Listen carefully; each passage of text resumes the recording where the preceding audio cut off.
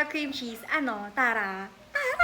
Prep muna natin yung lagayan. Nilagyan ko lang siya ng dalawang foil, tapos irarap ko lang siya dito.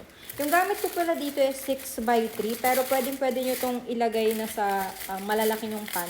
Ginawa ko lang siyang dalawa batch.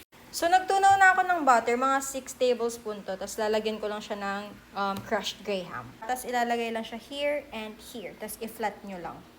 Ginamit lang namin baso. So, ganyan na siya. Diba? Perfect. So, kahit anong cheesecake naman, guys, okay lang. Basta room temp na siya. So, 280 grams na cream cheese. 80 grams of white sugar. And then, 1 egg. Mix lang natin siya, guys. Yeah, sobra talaga yung nilagay kong cream cheese kasi nasayangan na. Next is 200 ml, guys, ng Nestle cream. Tapos, konti lang muna ilagay nyo, tapos i-mix nyo. Okay? Huwag nyong ibuhos agad.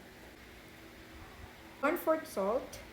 And then, a squeeze of lemon juice. Kasi wala kaming lemon, so kalamansi na lang. Then, i-mix again.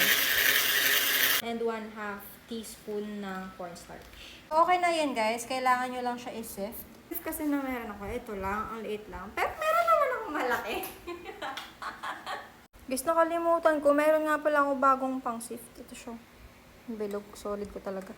Pagkatapos i-sift, guys, i-transfer lang siya here.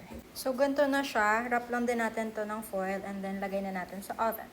Guys, sorry ang dirty ng oven namin na may nagbe-bake kasi dyan ng pork dati. Pero cleanin naman na yan namin, guys. So, lalagyan nyo lang siya ng water. Naka-preheat na din to ng 180. Pwede nyo din to i-bake sa microwave nyo. Need nyo siya lagyan ng water. Kaya may foil siya. I-bake natin to ng 180 for 35 minutes ng may foil. So, after siya i-bake with foil, tanggalin lang yung foil and then bake mo again 150 naman for 30 minutes. Then, kumari, diba, tapos na siya, i-leave mo lang siya dyan sa oven. Open mo lang yung oven mo or kaya sa air fryer. Hayaan mo lang muna siya ng mga 1 oras. And then, tanggalin mo na, let it cool, lagay mo sa ref, and tapos na siya. Nakalimutan ko pala siya lagyan ng parchment paper.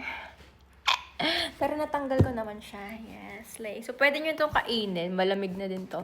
Pwede nyo itong lagyan ng toppings kung gusto nyo. Like strawberry, blueberry, biscoff, ganun. Pero pwede namang ganito lang. So, ganyan siya. Yun lang. Bye!